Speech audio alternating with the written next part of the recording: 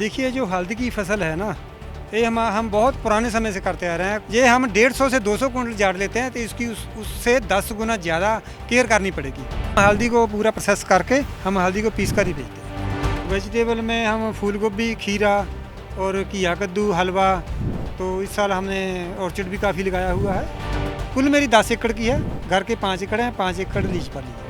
चंदन से चंदन 14 फुट है, महागुनी से महागुनी 14 फुट है, अनार से अनार 14 फुट है। इसी में जाल लगा के चारों तरफ मुर्गी रखे हुए हैं। इसी के भी ड्रैगन फ्रूट से हम फ्रूट लिया इस साल। पंजाब सरकार की तरफ से हमको चीफ मिनिस्टर अवार्ड मिला है और सुरजीत सिंह ढिल्लों नाम का भी अवार्ड मैंने यूनिवर्सिटी से लिया है।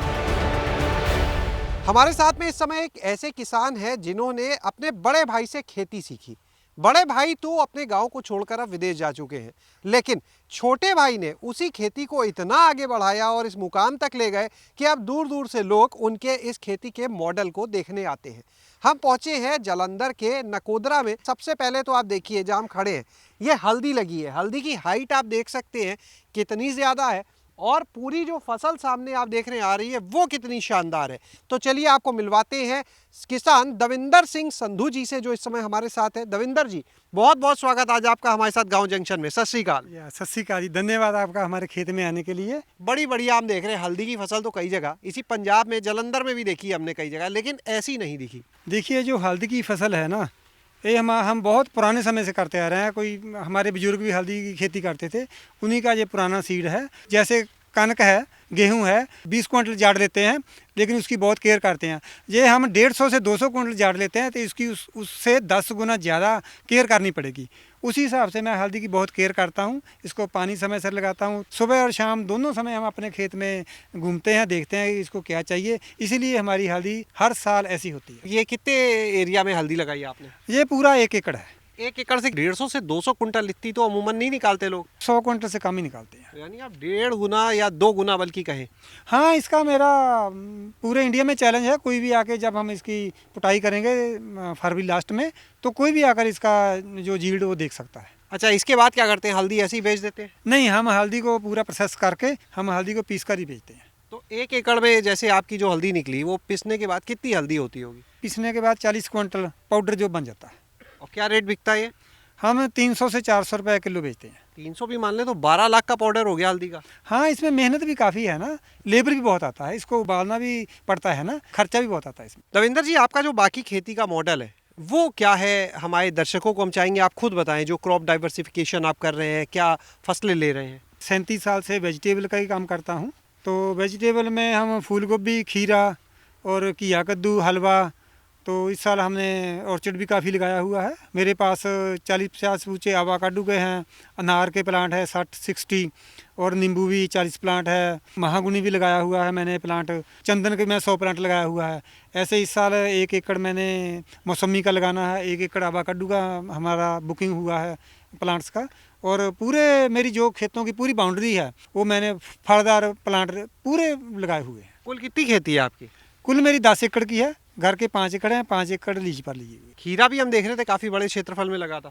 हाँ, खीरा इस साल 4 एकड़ में लगाया है और बहुत अच्छी क्रॉप है। चलिए चलते हैं, आपका खेती का बाकी मॉडल अपने दर्शकों को, किसान भाइयों को दिखाते हैं। अभी आप हल्दी देख रहे थे, अब ये देखिए यहाँ पर एक तरफ ये खीरा, एक तरफ आपने हल्दी देखी, और यहीं का एक दूसरा हिस्सा जो है खेत का वो आप देखिए, जहां आपको आंवला के पेड़ भी नजर आएंगे, ड्रैगन फ्रूट भी लगा हुआ दिखेगा। दविंदर जी, क्या क्या लगा हुआ है इस मॉडल में? ये जैसे हम देख रहे हैं आपका जो ड्रैगन फ्रूट के साथ इंटरक्रॉपिंग। देखिए जो ये वाला 1 एकड़ है, इसके एक तरफ तो अंजीर लगी हुई है, दूसरी तरफ नींबू लगा हुआ है, तीसरी तरफ इसके नींबू और चंदन के प्लांट लगे हुए हैं, और जो रास्ते वाली साइड है इस तरफ हमने आंवला लगाया हुआ है, और रास्ते के दूसरी तरफ हमने जैसे आम के पेड़ लगाए हुए हैं। इसी ये बीच में जो खीरे के से पहले आम के लगे। हाँ, ये आम के पेड़ लगे हुए हैं। और दूसरी तरफ हमने देखिए वो 14-14 फुट पर चंदन का प्लांट, महागुनी, अनार और चंदन, तो आवाकाडो के प्लांट लगाए हुए हैं। खुले में जो है वो कितनी दूरी, और जो ड्रैगन फ्रूट के साथ है यहाँ कितनी दूरी पे कौन सा पौधा? देखिए ड्रैगन फ्रूट के तो हमने बाहर बाउंड्री में ही लगाया हुआ है 14-14 फुट पर ही। चंदन से चंदन 14 फुट है, महागुनी से महागुनी 14 फुट है, अनार से अनार 14 फुट है, और जो आवाकाडो है, आवाकाडो से आवाकाडो 14 फुट है। और इन चारों पौधों के बीच की अपनी दूरी कितनी है? जैसे चंदन से नींबू, नींबू से आवाकाडो या महोगनी।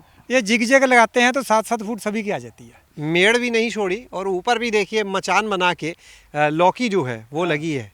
हाँ जी, हमने 1.5 एकड़ में ऐसा ऊपर जाल बना के लगाया हुआ।